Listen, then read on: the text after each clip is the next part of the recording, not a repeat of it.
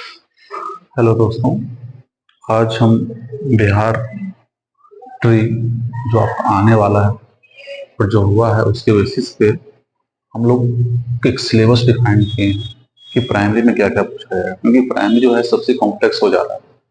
वहाँ पे चीज़ें क्या है कि सब मिक्स आ रही है, हर चीज़ पूछा जा रहा है। तो सबसे ज़्यादा प्रॉब्लम जो होता है प्राइमरी के लिए ही हो रहा है कि क्या क्या पूछा जा सकता है, क्या नहीं पूछा जा सकता है। तो आज हम उसी के बारे में बताएंगे कि क्या क्या पूछा जा सकता है। तो देखिए, सबसे पहला आपको जो है पार्ट वन पार्ट टू दो भाग में बांटा गया है। फर्स्ट पार्ट में जो आपका है वो लैंग्वेज पूछा जाएगा, यानी कि भाषा का ज्ञान आपको कितना है वो पूछा जाएगा, और वो पासिंग मार्क्स होता है उसका। मेन मार्क्स में जुड़ता उड़ता कुछ नहीं है, सिर्फ आपको उसमें पास करना है। तो आपको उसके भाषा के 30 क्वेश्चन पूछे जाएंगे, और 30 क्वेश्चन में से आपको कम से कम 30% से एवो लाना पड़ेगा, यानी कि 9 नंबर से 9 नंबर या 9 नंबर से ऊपर लाना पड़ेगा आपको पास करने के लिए। तो उसमें 30 क्वेश्चन कैसे कैसे रहेंगे उसको हम देखते हैं कैसे रहेंगे। तो सबसे पहला आपका है इंग्लिश, जो रहेगा 8 नंबर का रहेगा, और काफी इजी क्वेश्चन रहता है इंग्लिश का। आप थोड़ा सा भी जानते हैं तो इंग्लिश को आप बहुत आसानी से कर सकते हैं, हिंदी से ज्यादा आसान इंग्लिश का होता है। अब है हिंदी, दोनों मिला के पूछा जाएगा 30 मार्क्स। तो 8 मार्क्स इसके होते हैं और 22 मार्क्स, 22 क्वेश्चन इसके पूछे जाएंगे हिंदी के। अब हिंदी में देखिए क्या क्या पूछा जा सकता है। तो हिंदी में क्या है ना कि अलग अलग साल जब ले रहा है, अलग अलग TI one TI two TI three जब हम लोग ऑब्जर्व किए, तो पैटर्न चेंज करते जा रहा है। हर बार एक पैटर्न नहीं लग रहा है, कभी व्याकरण ज्यादा पूछ रहा है, कभी साहित्य ज्यादा पूछ रहा है। तो हम क्या किए, यहाँ पे दोनों लिख दिए हैं।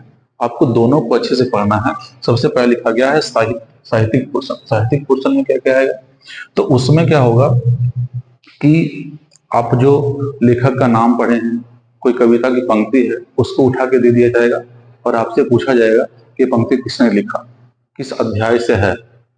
या फिर कोई आपको अध्याय का नाम दे दिया जाएगा, पूछा जाएगा इसके लेखक कौन है। तो इस तरह के क्वेश्चन जो टीआई थ्री में देखे गए हैं बहुत ज्यादा पूछे गए। तो आपको क्या करना है, 9th 10th के जितने भी हैं बुक में, उसके लेखक के नाम, उसको थोड़ा सा पंक्ति नीति को अच्छे से देख लें, कविता को अच्छे से देख लें, ताकि आपको वो क्वेश्चन आसानी से बन पाए। लेकिन टीआरई वन और टीआरई टू में व्याकरण ज्यादा पूछा गया था, तो संभावना है कि अगले बार दोनों मिक्स आए, क्योंकि एक बार ये पूछ लिया एक बार ये पूछ लिया। इस बार हो सकता है कि दोनों मिक्स आए।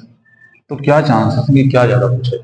तो व्याकरण में देखिए, ऐसे तो पूरा व्याकरण पूछा जाता है, सब कुछ पूछा जाता है, लेकिन कुछ कुछ चीजें जो बहुत ज्यादा पूछी जाती है, हम उसको सिर्फ बता रहे हैं आपको। तो उसमें से क्या है, सबसे पहले उपसर्ग और प्रत्यय, समास, संधि, चिन्ह जैसे कॉमा का चिन्ह, विराम का चिन्ह, ये सब चिन्ह, विलोम शब्द। उसके अलावा इतनी चीजें जो हैं, समास, संधि, चिन्ह, उपसर्ग, प्रत्यय, विलोम, ये बहुत ज्यादा पूछे जाते हैं। उसके अलावा कभी कभी क्रिया, कभी कभी विशेषण। बाकी जितने पार्ट आपके बचे हुए हैं व्याकरण के, वो सब थोड़ा थोड़ा पूछा जाता है, लेकिन ये तीन जो है, समास, संधि, उपसर्ग, प्रत्यय, विलोम, ये सब बहुत ज्यादा पूछा जाता है। तो आपको इस पर बहुत ज्यादा ध्यान रखना है। अब देखिए, ये तो हो गया पार्ट वन की बात। अब हम करते हैं पार्ट टू की बात। तो आपका जो पार्ट टू होगा वो 120 नंबर का होगा, 120 नंबर का है। और आपको इसमें कटअप जो है वो कितने लोग एग्जाम दिए हैं, कैसे क्वेश्चन था, वो सब पे डिपेंड करता है। तो हम तो अभी सिलेबस देख रहे हैं कि क्या क्या सिलेबस आ सकता है 120 मार्क्स का। तो देखिए, सबसे पहले आपको मैथ पूछा जाएगा, उसके बाद science, GK, general science, Bihar specific, reasoning, ये सारी चीजें पूछी जाएगी। तो हम बहुत ज्यादा डिटेल में नहीं गए हैं, क्योंकि इसका सिलेबस कोई डिफाइंड सिलेबस नहीं है। लेकिन क्वेश्चन को रीड करते हुए हमने अंदाजा लगाया है कि क्या क्या पूछा जा सकता है, क्या पूछा गया है। ठीक। तो देखिए, मैथ्स में हमने ऑब्जर्व किया है कि एलसीएम, लघु उत्तम समावर्तक, एचसीएफ भी है। और इसके अलावा देखिए, नंबर सिस्टम में बहुत सारी चीज आ जाती है, एवरेज, रेशियो, सब कुछ आ जाता है। तो उसके अलावा आपको एलसीएम, एचसीएफ हो गया, नंबर सिस्टम में जितनी चीजें आती है, एवरेज, रेशियो, परसेंटेज, फैक्टराइजेशन। इसके अलावा देखिए, आपको जो एज वाला क्वेश्चन, एज वाला क्वेश्चन यहाँ भी आता है, कुछ कुछ रीजनिंग में भी आता है। तो एज वाला क्वेश्चन कि फैक्टर निकालने बोल दिया जाएगा तो दे दिया जाएगा, परसेंटेज निकालने बोल दिया जाएगा। ठीक। इसके अलावा आप देखिएगा कि आपको प्रॉफिट लॉस ये भी बहुत पूछा जाता है, घाटा और फायदा। इसके अलावा, प्रॉफिट लॉस के अलावा आपसे सिंपल इंटरेस्ट और कंपाउंड इंटरेस्ट, CINSI, ये दोनों भी बहुत पूछा जाता है। तो इतने सारे जो पोर्शन है वो बहुत इंपॉर्टेंट हो जाते हैं आपका एग्जाम के व्यू से, इतने से पूछे जाते हैं ज्यादातर क्वेश्चन। तो अगर आप इतने को भी अच्छे से कर लेते हैं तो मैक्सिमम क्वेश्चन आप आसानी से लगा सकते हैं, बाकी आप थोड़ा बहुत कॉमन सेंस यूज करें। अच्छा, इसके कितने क्वेश्चन पूछे जाएंगे मैथ के? तो ये लगभग मैंने ऑब्जर्व किया है कि लगभग आपका 16 क्वेश्चन पूछे जाते हैं, लगभग 16। मैं एक्यूरेट नहीं बता रहा हूँ, कोई भी चीज एक्यूरेट नहीं बता रहा हूँ, बट हाँ इसी के लगभग पूछा जाएगा, 16 हो जाए 17 हो जाए, लेकिन इसी के लगभग पूछा जाएगा। अब देखिए साइंस के भी कितने क्वेश्चन आएंगे? तो साइंस के भी आपके पास जो आएंगे वो 16 क्वेश्चन है।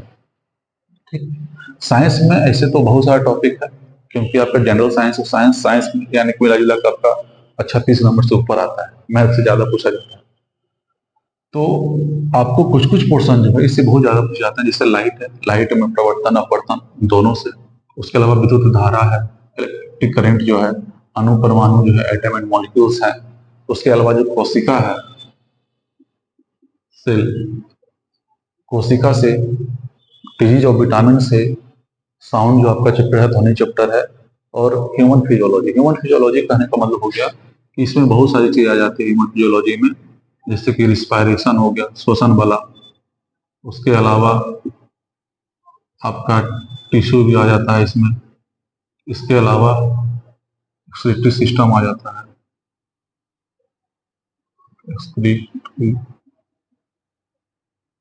एक्सक्रीटरी सिस्टम, उसके अलावा आपका रिप्रोडक्शन सिस्टम भी आ जाता है। ठीक, तो बहुत सारे पोर्शन ह्यूमन फिजियोलॉजी में आते हैं, आपके शरीर से रिलेटेड जितनी चीजें हैं वो सब ह्यूमन फिजियोलॉजी में आ जाता है। रिस्पायरेशन, श्वसन जो है, आप खाने के बाद, खाना पचने के बाद कहाँ जाता है, रिप्रोडक्शन कैसे होता है, ये सारी चीजें आपका किसमें आएगा? ह्यूमन फिजियोलॉजी में आएगा। इवन आपका जो हड्डी उड्डी है, कितने हड्डी पाए जाते हैं, ये सब क्वेश्चन भी आते हैं। तो साइंस का भी लगभग उसी के लगभग 16 क्वेश्चन के लगभग पूछे जाते हैं। अब बात करते हैं जीके और करंट अफेयर्स का। जीके भी लगभग आपको 16 क्वेश्चन पूछे जाएंगे और करंट अफेयर्स भी 16 क्वेश्चन पूछे जाएंगे। करंट अफेयर्स जो है वो करंट अफेयर्स जो है वो लगभग आपको 16 मार्क्स का पूछा जाएगा और जीके भी आपको 16 मार्क्स का पूछा जाएगा। करंट अफेयर्स में क्या पूछा जाएगा? तो रिसेंट का जो 5-6 महीने का जितने भी करंट अफेयर्स हुए हैं, स्पोर्ट्स रिलेटेड हैं, चाहे इकोनॉमी रिलेटेड हैं, चाहे देश में कोई परिवर्तन हुआ है, राष्ट्रपति चेंज हुए हैं, सीओ हैं, तो इन सारे क्वेश्चंस को आप एक बुक खरीद सकते हैं करंट अफेयर्स का, मंथली वाइज मिलता है। आप 4-5 महीने का अगर पढ़ लेते हैं तो उससे काम हो जाएगा, या फिर एक ईयरली आता है, एक 6 महीने का आता है, एक साल का आता है। अगर आप उसको भी खरीद लेंगे तो आपका उससे भी काम हो जाएगा। अब जीके, ये क्या है कि जो रिसेंट में घटना घटी उस पर है, और जीके क्या है? जो पहले से घट चुकी है, जो हमारा घटना घट चुका है उसके बारे में। तो उसके बाद की मॉडर्न हिस्ट्री जो है वो काफी इंपॉर्टेंट हो जाता है। उसके अलावा जो आपका आर्टिकल है, शेड्यूल है, अनुसूची है, उसके बाद पार्ट्स हैं, भाग है, वो सब चीज आपका यहाँ बहुत इंपॉर्टेंट हो जाता है। खास करके आर्टिकल का हम बात करें तो 1 से लेके 32-34 तक जो बहुत इंपॉर्टेंट है। इसके अलावा बीच बीच में कुछ कुछ इंपॉर्टेंट है, जैसे इलेक्शन कमीशन वाला, इसके अलावा संसद में जो बैठक होती है, उसके अलावा और भी बहुत सारा चीज है। तो लेकिन इतना जो है बहुत ज्यादा पूछा जाता है। उसके अलावा बीच बीच में जो इंपॉर्टेंट आपको लगेगा उसको आप पढ़ सकते हैं। स्पोर्ट रिलेटेड एक आध क्वेश्चन आ ही जाता है, वो करंट अफेयर्स में भी आएगा, जीके में भी आएगा। इसके अलावा आपको और जीके में क्या पूछा जाएगा? तो जीके में जो बिहार की जो जीके हैं वो थोड़ा सा रिलेट करके आप पढ़ सकते हैं, वो ज्यादा पूछा जाता है। जैसे प्राचीन इतिहास जो क्या है, ज्योग्राफी के कुछ पार्ट हैं, पहाड़ हैं, नदियां हैं, नदियां वगैरह भी बहुत पूछा जाता है इसमें। तो रिवर वगैरह तो एकदम इम्पोर्टेंट है, रिवर आप बिहार का भी और देश का भी याद कर लीजिए। ठीक? तो इसके भी लगभग 16 और 16 क्वेश्चन रहते हैं। जनरल साइंस जो है ये भी आपको 16 क्वेश्चन के लगभग रहते हैं, 16-17। सब में थोड़ा थोड़ा ज्यादा कम रहेगा, हालांकि हम अभी जोड़ेंगे तो देखते हैं कितना क्वेश्चन आता है। अब करंट जनरल साइंस में क्या पूछा जाएगा? सर साइंस में पूछ लिया। अब जनरल साइंस वो वैसी साइंस है जो रोज दिन की घटनाएं हैं, जैसे आपका कौन सा तीर्थ कब आता है, कितने तीर्थ होते हैं, कब सड़ जाता है, हमारे शरीर में हड्डी कितने होते हैं, विटामिन के बारे में, डिजीज के बारे में, छोटी मोटी जो चीजें हैं वो आपको जनरल साइंस में पूछी जा सकती है। इसका सिलेबस जो है सबका वो 9th-10th के लगभग ही आप पढ़ लेंगे तो सब कुछ बन जाएगा। अब ये बहुत इंपॉर्टेंट हो जाता है बिहार स्पेसिफिक। बिहार स्पेसिफिक जो है इम्पोर्टेंट इसलिए हो जाता है क्योंकि आप बिहार का एग्जाम दे रहे हैं, तो बिहार से रिलेटेड जो चीज़ें हैं वो आपको जानकारी होनी चाहिए। इसमें जो इसकी हिस्ट्री है, बिहार से रिलेटेड जो हिस्ट्री है, ज्योग्राफी है, ये दो चीज़ ज्योग्राफी है। उसके अलावा इसकी इकोनॉमी जो है, इकोनॉमी जो है, ये सब चीज़ें हैं जो बिहार स्पेसिफिक में आपसे पूछा जा सकता है। कौन सा पर्वत कहाँ है, कौन नदियाँ कहाँ बहती है।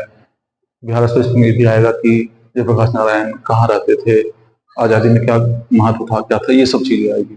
अब लास्ट जो बचता है आपका रीजनिंग जो है, ये भी आपका 16 मार्क्स के लगभग पूछा जाएगा।